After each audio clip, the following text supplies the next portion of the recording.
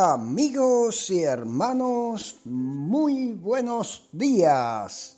El Señor les bendiga y les ayude a recordar que la auténtica Iglesia de Cristo siempre ha sido y será probada y perseguida, pero nunca jamás podrá ser destruida. Y ahora, palabras de sabiduría. Leamos Hechos 4:1. Hablando ellos al pueblo, vinieron sobre ellos los sacerdotes con el jefe de la guardia del templo y los saduceos.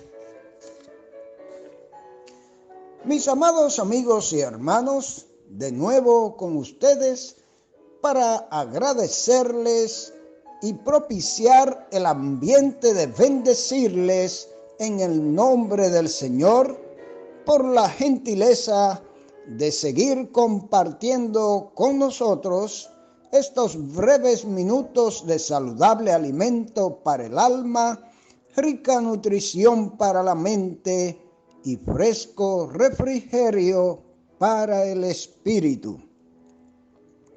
Con nuestra meditación del sábado pasado, terminamos el recorrido por el capítulo 3 del libro de los Hechos del Espíritu Santo a través de los apóstoles, con principal protagonismo de Pedro y Pablo. Aunque en algunos hechos se destacan Juan junto a Pedro, en los hechos de los capítulos 3 al 5, Jacobo como primera víctima apostólica de la persecución y el otro Jacobo como gran líder de la iglesia en Jerusalén.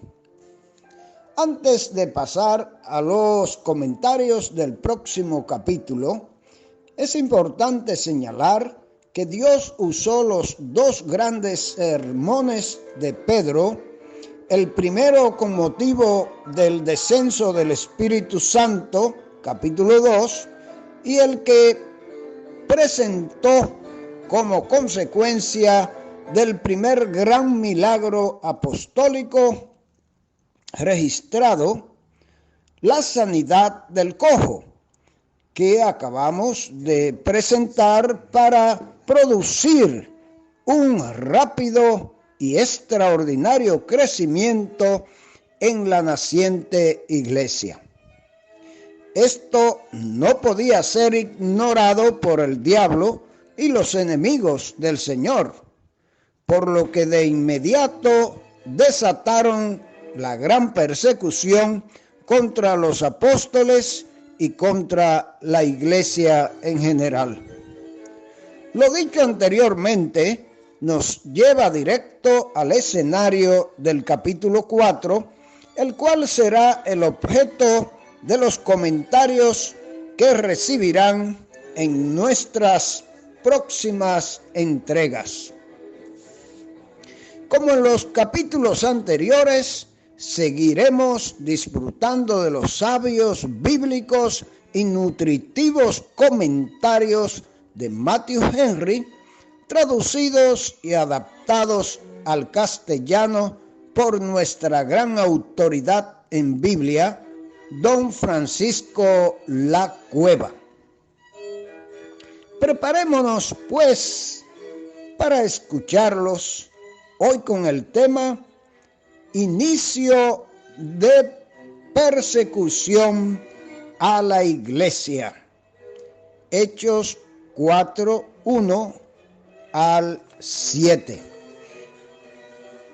Pedro y Juan son arrestados y examinados por un comité del Gran Sanedrín. A pesar de la oposición que los poderes de las tinieblas van a hacer a la labor de los apóstoles, Pedro y Juan continúan en su obra y su trabajo no es en vano.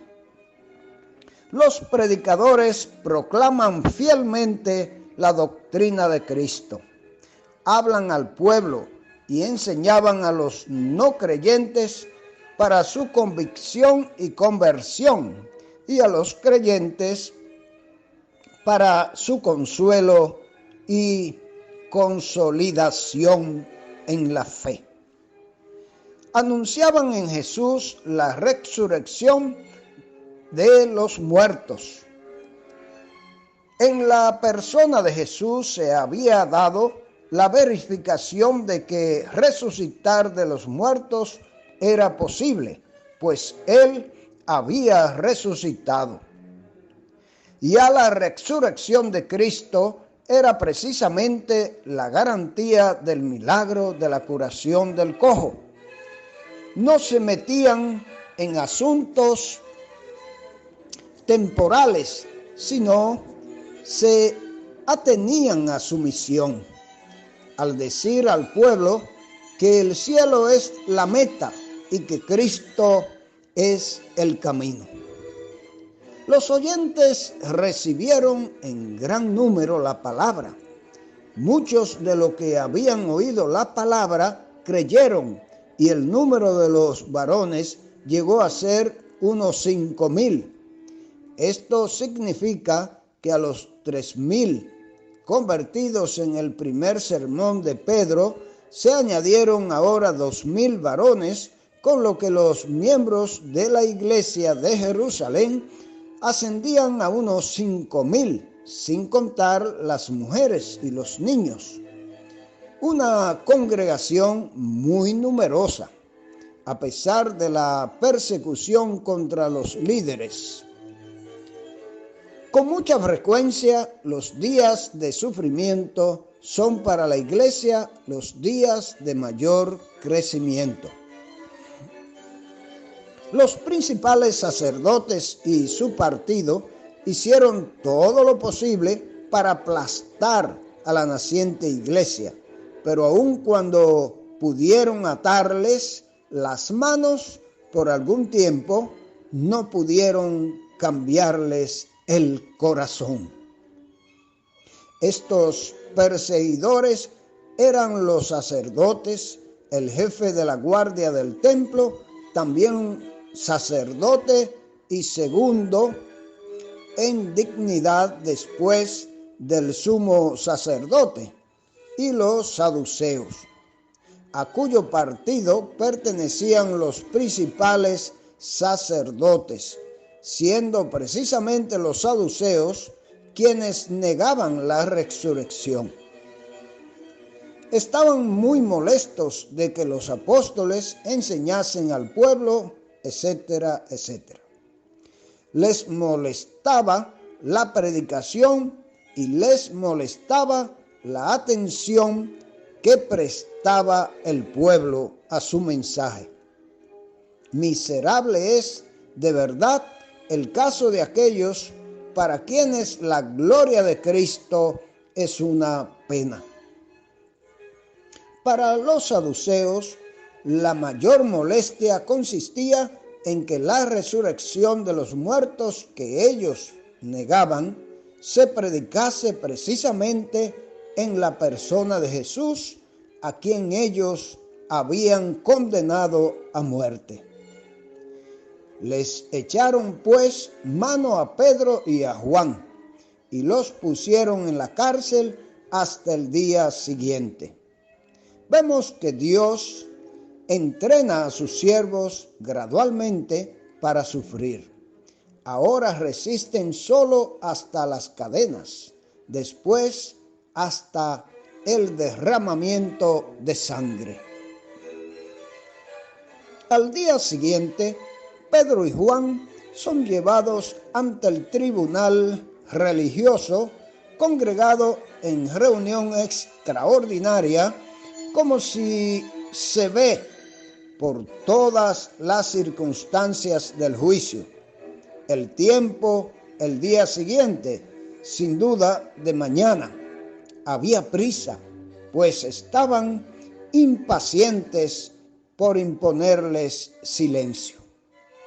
El lugar donde lo hicieron, en Jerusalén, donde había tantos que esperaban la redención de Israel antes de que naciese el Redentor, pero eran todavía más los que no prestaron la debida atención cuando él nació y llegó. Los jueces del tribunal eran los gobernantes, esto es, los principales sacerdotes, los ancianos o jefes de las familias nobles y los escribas o peritos en la ley, del partido de los fariseos en su gran mayoría. Se citan por su nombre Anás, llamado sumo sacerdote por ser el miembro más influyente del Sanedrín, aunque había sido destituido de su cargo en el año 15 después de Cristo. El sumo sacerdote desde el 16 al 36 fue su yerno Caifás, que se nombra después de su suegro. Juan es el llamado en algunos mensajes o analistas Jonatán, cuñado y sucesor de Caifás. De Alejandro no sabemos nada, aunque hay quienes opinan que era otro de los hijos de Anás. Con ellos estaban otros parientes más o menos lejanos, pues eran del linaje de sumo sacerdotal. El parentesco, si no es con buenas personas, resulta para muchos una trampa más bien que una ayuda.